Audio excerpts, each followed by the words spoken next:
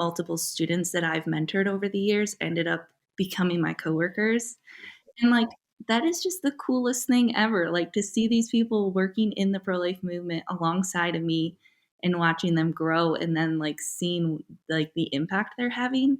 And it just shows that like anybody can do this in whatever capacity, they can give. And that's what's required of us.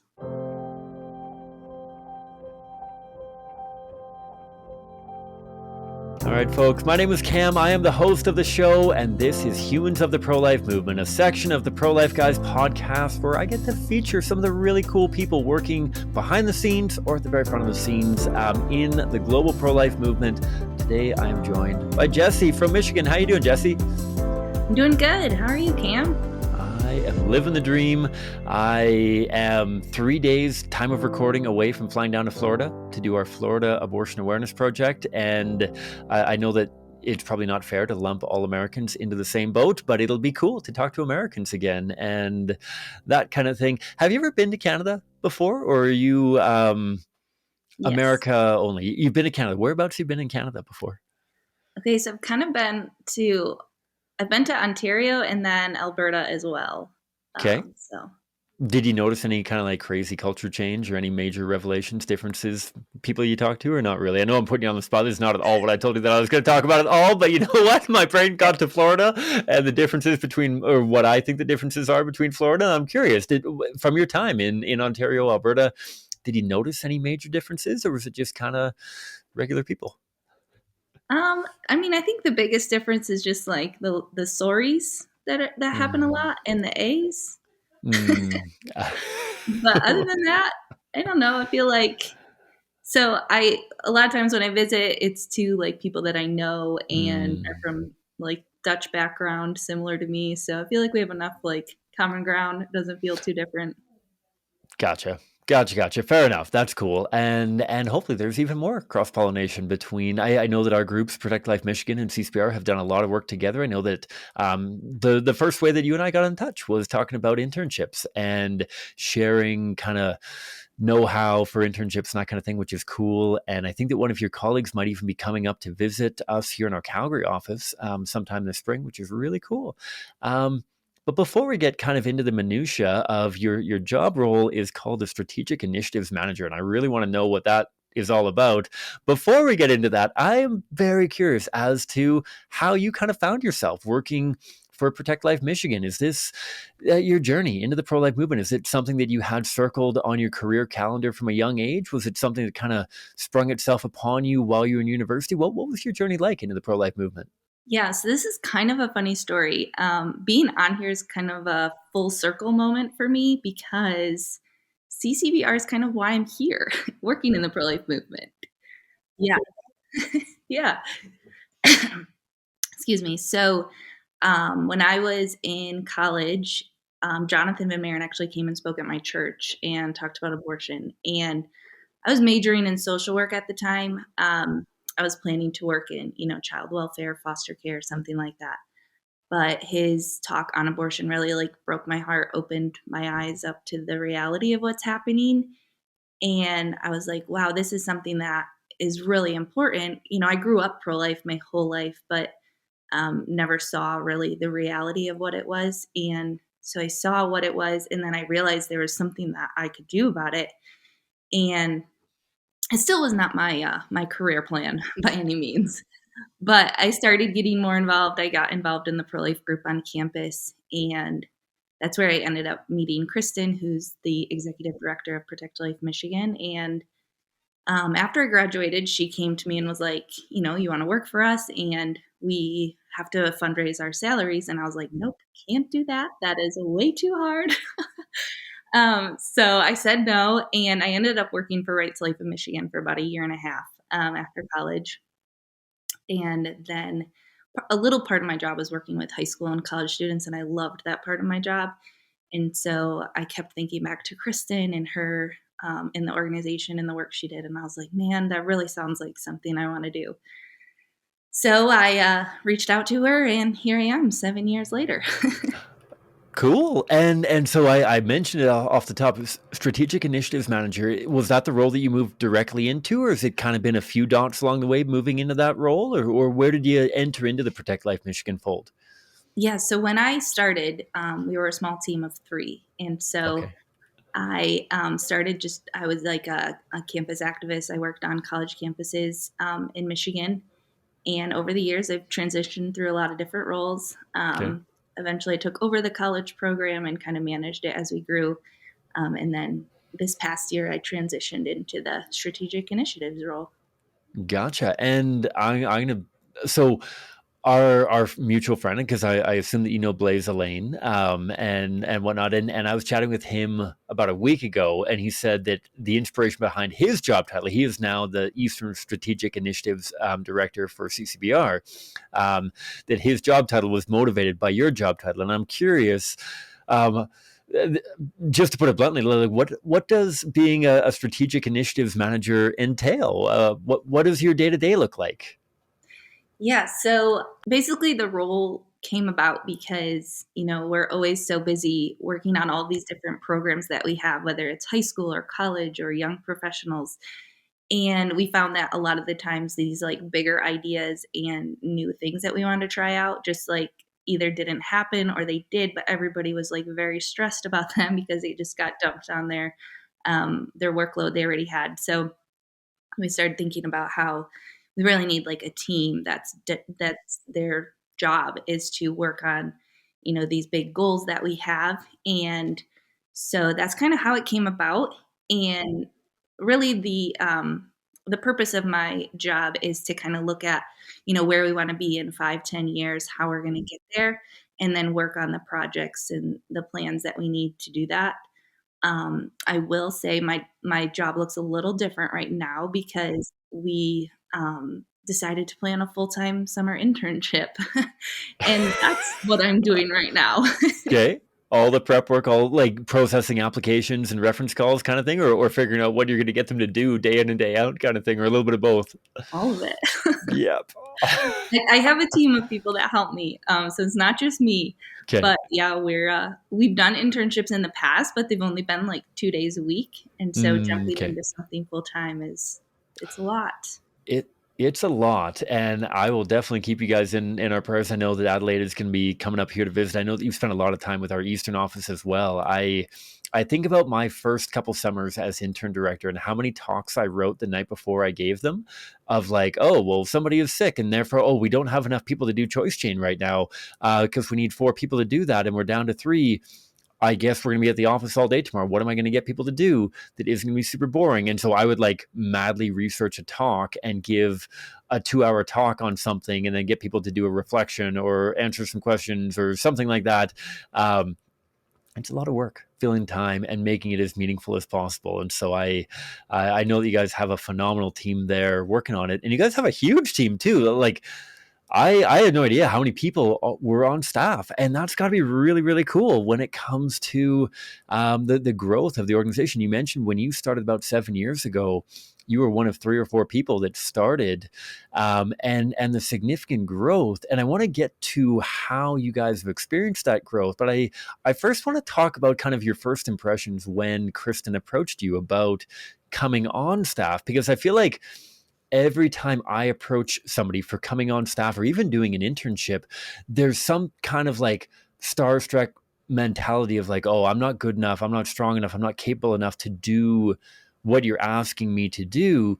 And I feel like I spend so much time not derailing myself or not like cutting my own feet out from under me, but like I feel like it's important for people to know that it's regular people who get involved in the pro-life movement who go on to do amazing things.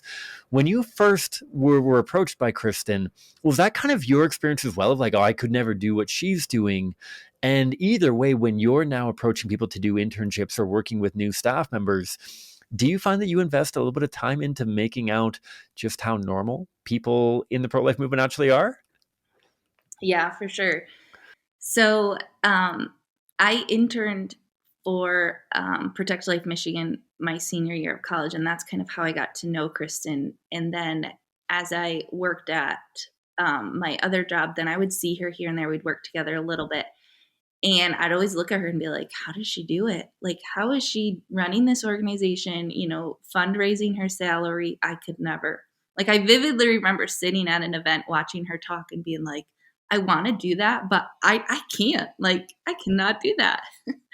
Um, and I really do think it was a couple years process of, you know, praying and finding, God's will and God's strength, because that's really what pushed me there, was to, the encouragement of Kristen and others, and knowing that this is where God wanted me. But yeah, I definitely felt like I was not qualified. And it's not something I was ever thinking about. It wasn't on my radar. It's not a typical career path for people. So it was definitely a surprise. And I do see that even with, you know, my coworkers now, or our interns or our students, when we're having those conversations about, what they're going to do afterwards.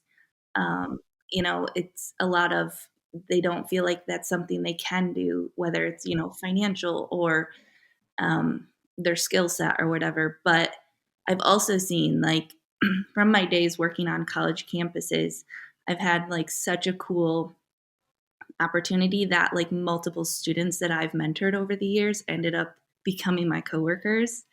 And like, that is just the coolest thing ever. Like, to see these people working in the pro life movement alongside of me and watching them grow, and then like seeing like the impact they're having. And it just shows that like anybody can do this in whatever capacity, they can give. And that's what's required of us.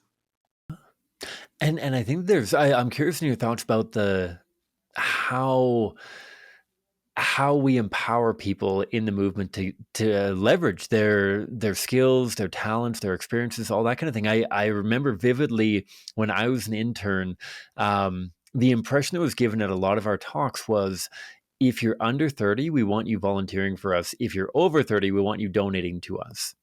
Kind of mentality that, like, they're very, very specific niches that people can fit in. If you're this kind of person, then you can be a street level activist.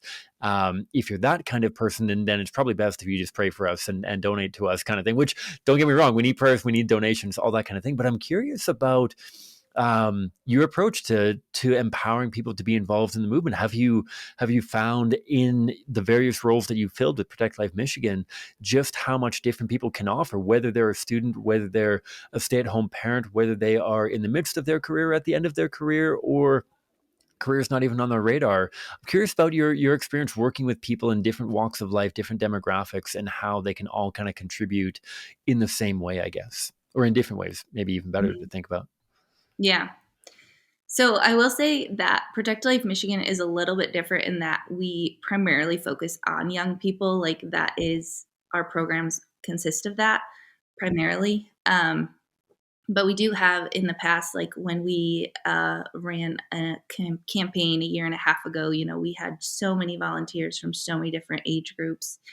And that was really eye opening for us, that, no matter how old people are, how young they are, like, people care about this and they can do it, like, no matter what their skill set or their age. Like, I've seen, young high schoolers doing an amazing job at outreach. And we just had an 18-year-old girl that attended one of our events, and then like the next week she was like, I want to come work for you guys, and now she's on full staff and she's doing such amazing work. Like, it's an amazing thing to see when people, you know they see what the reality is. I think that's really the big thing that I've noticed helps people, is that, and actually this is something that Jonathan taught me. I remember I was meeting with him a couple years ago and I was like, I need help. Like, I need to figure out a way to like activate my students. They just, are seeming apathetic. And he was like, you have to break their hearts about abortion. Like, you have to get them aware and like broken about this issue. And I think that's what we have to do, no matter how old people are, how young they are. Everybody has a place in this movement to do something. And, we just have to break their hearts about abortion and get them involved. Yeah, absolutely. And I think that from this past summer, we did our Faces of Abortion tour across Canada, and we talked a lot about fostering relationship between the victims of abortion and the people in the pews and the seats and whatnot. That for so many people, this is an abstract issue of statistics and legislation, and we need to know the statistics and legislation, sure, but we need to know the people impacted by abortion, first and foremost, the preborn children. And when our hearts are broken for these preborn children, we're going to act with urgency. We're going to act with deliberation and with effectiveness to try to change the way that our society views preborn children and how we respond to challenging pregnancies. Absolutely. And so, if I can ask, of over these past 7 years, I'm sure that you've had a tremendous number of experiences on campus, and I know that we've alluded to a few of them already. Are there interactions, whether with pro-lifers or with abortion-minded people, that are have kind of etched their way into your memory banks and whatnot? Of I'll never forget this conversation with this person, or this interaction, or this event that we did. Or are there kind of really memorable experiences that you kind of hold on to from your time now in the pro life movement here? Yeah, so I have two that come to mind. One, it was probably like my first year working, and I was doing, um, we were doing like a tabling display at a Christian university near me, and we weren't allowed to use graphic images there. So it was, kind of a scaled back version. And I was just shocked at the number of these Christian students that, believed in abortion. And I was having a conversation with these two girls who were telling me, we think abortion is wrong, but we would never, make someone else, push that belief on someone else. And it was the first time that like I used my apologetics and I walked them through it all. And at the end, they were like, "Oh, you are so right. Like you changed my mind on this." And like they were genuinely like shook up about it. And I just like that feeling is like the best feeling in the world to know that something you're doing is making an impact and like making a difference. Um, Honestly, it's like what I look back on when I'm like, okay, I need some motivation. um, so that was one of the core memories. And then the other one was probably about like 4 years ago. We planned our first like summer training event. It was like this 3 day intensive training where we trained in apologetics. We did outreach, and it was kind of like my baby. I planned it, I put it together, and looking back now, like so many of our staff members now were students at that event and then, went to join our team. And it was just so cool. Like just being able to look back and see, like, if you invest in people and teach them and guide them and then, let them do something about it, they're gonna, keep wanting to do more and make a difference. So That's so cool, and it is so rewarding to see those people take on leadership and grow. I think of, yeah, our interns that come through our various programs, and you never really know where people are going to fit in and when it's going to happen. And there's sometimes somebody comes and does an internship with you, and then they seemingly fall off the map for a year, a couple of years, as they're working through this or that or the other thing, and then they reemerge and you're like, holy moly, this person is doing really cool stuff. It's not that they ever forgot. I feel like at times we can also be a little bit critical. I'm sure that it's a struggle sometimes that you guys have with your students and with interns and volunteers and whatnot, of like, oh, if only this person dedicated a little bit more time or energy in this direction, they could really make such a big difference. And different people have different stuff on the go, and to know that they can kind of circle back and help out goes a really long way. Um, and so that's really cool. And I'm curious, as a last question to throw your direction. Obviously, with all the projects that you're working on, with all the campus stuff, the high school stuff, all that kind of thing. Um, we are trying to get better and better at doing both regional and local, but also across the board kind of SWOT analysis of what are we dealing with: strengths, weaknesses, opportunities, and threats. And when you look at the outline of whether it's just in Michigan or whether it's in general, are there particular opportunities or threats that you're seeing that you say, you know what, if I had an extra 15 volunteers, or if we had an extra $25,000 or something like that, we'd really be able to take advantage of this opportunity, or we'd really be able to mitigate this threat? I know that you guys have been through the grind. especially over the last couple of years with the state constitution stuff that was coming up and all that kind of thing. When you look at the opportunities and threats kind of staring down the barrel at you guys in Michigan, or even the pro-life movement as a whole, what comes to mind, and where should we be directing our attention, our thoughts, our time, our energy, our prayers, our finances? It's a good question, Cam. It's a big question. It's a big one, I know, but I'm curious where you're at. Yeah, so I think like the biggest thing I see is like if I could have any resource available to me, I would have manpower. Um, you know, what we've seen is the only thing that is going to change the abortion issue is we need to change public opinion, and we do that, through the abortion images, and we just need more people out there to show them to people, to have conversations, and to do it in a strategic way. So I know, like for Michigan, like a year and a half ago, we had a devastating loss, and it really, it wiped us out. But I think we've bounced back, with an even bigger passion because we see how bad it is now, and we want to, do what it takes to change, people's opinions on abortion. We saw that that's the biggest need right now. People need to see the reality of abortion. So I think it's a big opportunity for us is to just get out there and show people what's actually happening in our cities.